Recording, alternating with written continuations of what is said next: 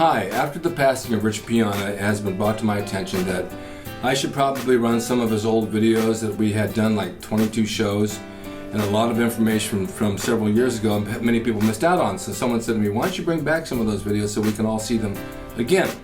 So I'm going through them trying to find the good ones, and then I'm going to repost them under a new title so that you guys can share it and understand it and have fun with it. So this is one of many, and there'll be more to come along. Thank you for watching Rick's Corner, and Rich Piana, rest in peace. You were a great guy.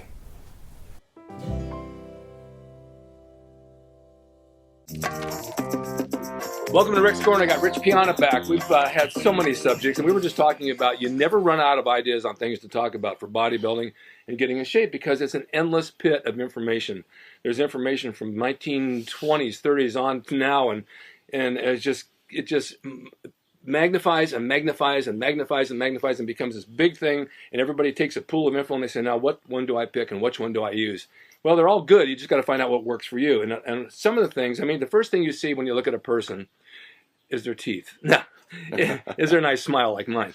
But when you're looking at somebody and you know you work out, you go for the arms, you go for the shoulders, you want to see how big their arms are, right? Right. And then they say, how much can you bench? Well, if you're a bodybuilder, it doesn't matter. Nope. If you're a powerlifter, it does. All right, so you want your arms to look good because you're wearing short sleeve shirts, you're out in the summertime, and those are what hang out. So how do you add more size to your arms? Rich is going to tell you. There's certain ways to do this. You can overtrain them, you can undertrain them, and you've got to find out the balance of what works for you. Exactly. Okay. And you got to try it. Don't go on the internet and just read and listen. You know, you have to try. Right. You know, give everything a try and find out what does work best for you. Exactly. Now, you guys will write back with opinions on what you do, which we like to hear, because your opinion is valuable and it may have worked for you. So if you see this and you want to post your opinions on what worked, we want to hear it too, because you might have found something that we don't know. Like, for example, there's a tricep machine in the gym. It's over on the corner over there, and it has those long handles. Yep. You sit and you do these. Yep. I don't like it.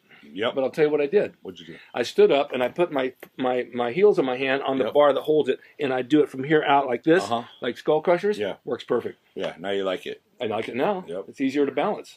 No, for sure. It's more comfortable too. Yeah, but it's not comfortable sitting in that machine. Exactly. If something's uncomfortable, you're not going to enjoy it. You're not going to get the most out of it. Yep. All right. So how do you put arm size on?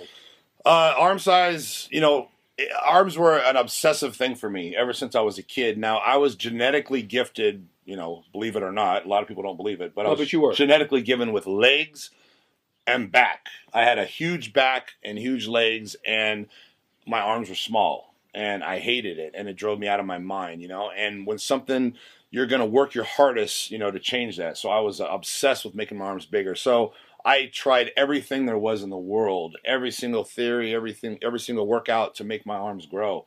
And, you know, I finally found what worked for me. And I've told other people, and it has worked for a lot of other people. And a lot of people out there have tried stuff that I've said, and they've said it works, you know, it's great. But it doesn't mean it's going to work for everyone. No, and you got to stay with it. So, give it a chance. Yeah. So, personally, for me, I used to train arms super heavy. You know, I watched Arnold back in the day doing the cheat curls with 275, and, you know, he had the best arms ever back in the day, so I was like, you know, that's what I need to do. So, you know, I threw on heavyweight for years and years. You know, my arms didn't grow. They got stronger, but they didn't grow, which logically that made no sense to me. It's like, okay, I can curl 100 pounds more than I could a year ago, but my arm measures the same. I'm like, what the hell's going on with that? 1 second. I was sitting on the bike one day. I saw a guy doing curls at the squat rack, where a lot of people do. He had 130. He had 245s a bar and 210s on each side. He must have been 180 pounds with a buggy whip arm, and he was curling this thing like it was nothing. And I'm thinking, all that weight, but your arms have not grown. Yeah, something's not right. Something's not right there. Exactly. I mean, he's strong, but he's not getting any arm size. Oh, exactly, and that's where I was, you know. And so I learned more about the pump and squeezing and contracting and feeling and concentrating and making those arms burn, you know. And if you watch Pumping Iron, you watch Arnold when he starts doing that concentration curl, you see the pain in his face and you see the arm blowing up and the veins, and he talks about the pump. And a lot of people still to this day don't understand what the pump actually is. No. I've had clients in the past who look at me and they say, you know, how's my pump? And I'm like, it's not about what I see, it's about what you feel. Exactly. What are you feeling? What do you mean, what am I feeling? I'm like, I have to sit and explain it. You know, a pump is just, you have so much burn and pain in the muscle that you just can't stand it. They refer to it as feeling tight. Yeah. My arms feel tight. Yeah, you know, it's the pump's an incredible thing, and a lot of people, when they start to feel it, they stop because it hurts. Yeah. Well, then you're not getting a pump. You're stopping before the actual workout's beginning. The workout starts when it starts to hurt. Yeah, when it starts exactly. to burn, that's when you should start counting, Right. because that's when you're actually doing something. So for me, I found that, doing lighter weight, higher reps, going for the pump, going for the squeeze, my arms just started blowing up. They just started growing like crazy. And I believe there's two ways to make the muscle grow. Tearing the muscle down, having it rebuild, and pushing blood into that muscle, pumping it up, stretching the fascia tissue and constantly pumping oxygen. And I think that muscle blowing up and is teaching the muscle and training the muscle and making the muscle become bigger. Yeah. And so those are the two ways that make the muscle grow. Now, which one's better? You need both. But for arms, for me, the pump method is superior. Now, for back and chest, definitely the heavy weight, is what got my back, the thickness, the width, was heavy weight. Now, when I'm training back heavy, my arms are getting that heavy work too. When you're doing heavy lat pulls, heavy rows, whether you like it or not, your arms are involved in pulling in a heavy weight. Absolutely. So on arm day, you don't necessarily need to really hit heavy weight. You just hit it 2 days ago when you trained back. So I go more for the pump. Triceps, same thing. When you're bench pressing, you're using a lot of triceps. Whether you realize it or not, those tris are pushing that weight, and so you're getting that deep muscle fiber, and you're developing strength, and you're working that tricep in a way of creating mass. So when it's tricep day, I believe light it up and go more for the pump. Isolate it. How do you know when you've done enough? For example, you're doing 3 or 4 sets. You got a good pump. I don't know if you get a pump any more than that. And sometimes you go beyond that and you kill the pump and it goes the other way. Then you've gone too far. You've gone too far, yes. Exactly. And the thing is that sometimes you can kill the pump, not because you've done too much, but maybe you rested too long between sets. You talked to this person too long. A pretty girl came your way, and you stopped and had to chat with her for 10 minutes. Which, hey, I'm not knocking you. That's all good. I would do the same thing. Oh, I don't. I tell them to leave. I'm getting a pump right now. Leave me the hell alone. I'm busy here. You might look good, but I'm busy working out. Exactly. But that's another way to lose the pump. And so as long as you keep going, eventually, obviously, if you train too long, you can lose the pump. And sure. if you had a pump and you're curling it, it's gone. You're done. It's over. Yeah, it's done. Yeah, it's done. All right. I have one more question. What about before you train? If you take this super pump or something like that before you train, do you think that helps? I think it does help. I've noticed a difference in some products. I have noticed a little bit of a difference. Another. It also depends on your breakfast. Depends on what you ate the night before. I'm sure, as if you eat something that has a lot of salt and really high in carbs right before you go to bed, the next day you wake up and you're just veiny and full, totally. and your pump at the gym is incredible. So sodium plays a big role, carbs plays a big role, sugars. So, also what you've eaten, maybe what you ate for breakfast, what you ate the night before plays a big role in the pump. Right. If you go to the gym on an empty stomach, you're going to have a tough time getting a pump. There's two theories on that. Now, I like to get up and eat before I go to the gym. I think I need fuel in order to train. Yeah. I have people tell me they don't eat before they go to the gym because it burns body fat. Yeah. They're more concerned with burning body fat than building muscle. Does it burn body fat? It does, because you fasted all night. You don't have it, depending on what you ate before you went to bed. But, logically you're going to, because you're on an empty stomach, so your body's using the fat, for fuel. But you have no energy to train. Yeah, you don't have energy to train. As far as muscle building, it's not that productive. As far as, getting rid of fat, it works. But if you're trying to gain muscle, I would say you definitely need to have some food in your stomach, have some carbs. One last question. We've exhausted that pretty much? I think so. Okay, I have one last question then. When your segment before, we were talking about eating in real food and putting size on, putting weight on, getting your calories up, getting your arm size up, getting your back size up, and we're trying to gain and trying to gain and trying to gain. The last place we want to gain is in the waist. Right. We want to keep that down. I mean, your waist for a guy your size is small. I try, and you have no fat on it. But I'm saying this is a compliment. Thank number you. one. Thank you very number much. two, it's not easy to do. Yeah, it's not easy because when you eat, you do gain, and your pants get tighter. Yep. So how do you prevent that? For me, I use that as my gauge. How my waist looks in the mirror, how deep my abs are, how small my waist is. If I start to get a little overhang here, I know I need to do something. Either up the cardio, up the training intensity, up the training sessions, how long I train for. Okay. Drop the carbs a little bit. I play with my carbs constantly. Sometimes I eat less carbs at night, obviously. Sometimes I'll eat no carbs at night. Going on how I look, I might do low carbs for a week straight just because I feel like I'm getting a little bit on the border of, not looking good. So I need to drop my carbs for a week. Sometimes I get where I'm almost feel like I'm too lean. believe it or not, because I know. I like to stay somewhat full. You know, when you get too lean, you lose that fullness in the muscles. So you got to find that even medium to where you're full, you feel good, your muscles are full, you know, you're having good workouts, you're happy. You know, there's that even medium, but you still are looking the best you can. These are terms that a lot of people don't understand. Now, here's another one for you. I'm sure you're familiar with is vacuums. Sure. Now, nowadays, I just bought a new at the rollerball from my living room that I did real well with.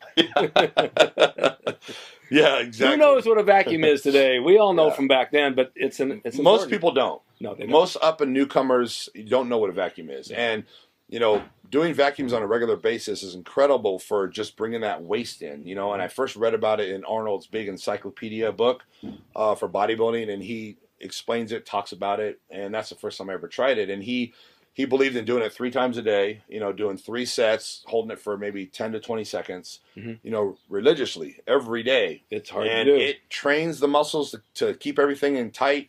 You know, the more you do it, the smaller your waist can become. I'll post a picture of that so you guys can see it. Yeah, and it's something that's really overlooked nowadays. Very few guys. Frank Zane could do it. There are very few guys could do it. Yeah, when done, it's amazing. Yeah. You know, and just in your everyday, how you look in clothes, how you look with your shirt off, it's going to improve that. You know, and everybody wants a small waist. And it doesn't. In my opinion, if you have abs and your waist isn't small, then nobody cares. No. If you're thick waisted or you have a stomach and you have abs, who cares? Yeah. What's the point? You know, it's not attractive. You know, so but there's not many having guys, a tight small waist. Yeah.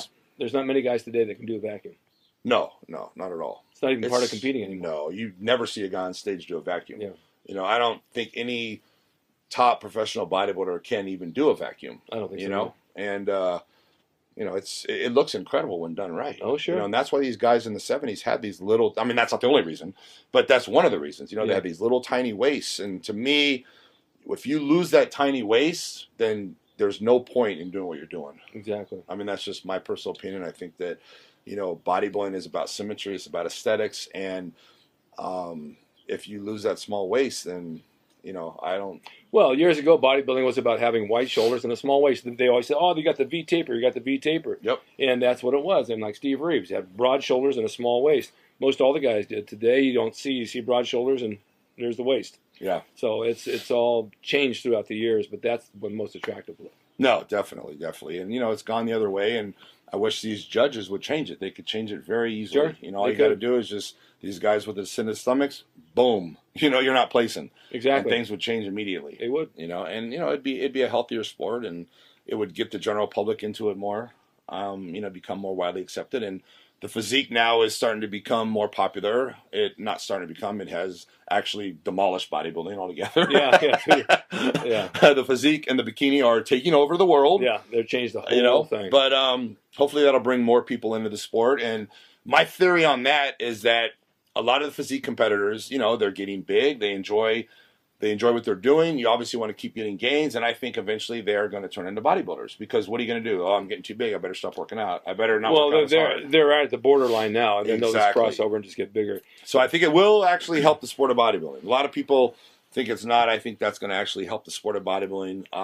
I think it will too, because take a look. people. I'm back in my generation. Not many guys worked out. There was 10 of us at the beach that were seen around town that were bodybuilders. The rest weren't.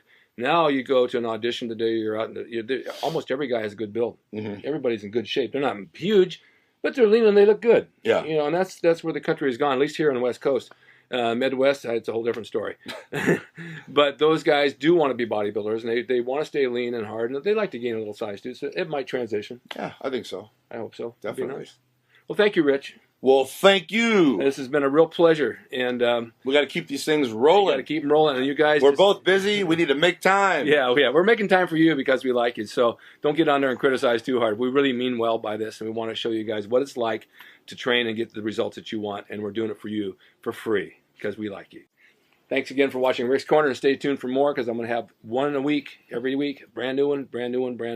And also you can catch me on EmpowerMe.tv, Rick Drasin Live and Tough and Tender. I have 2 other shows, one on fitness nutrition, one on relationships, which is really good because all you guys have relationships and your girls are fighting with you all the time. I'll teach you how to get out of that one real quick. Thanks again for watching. Bye-bye.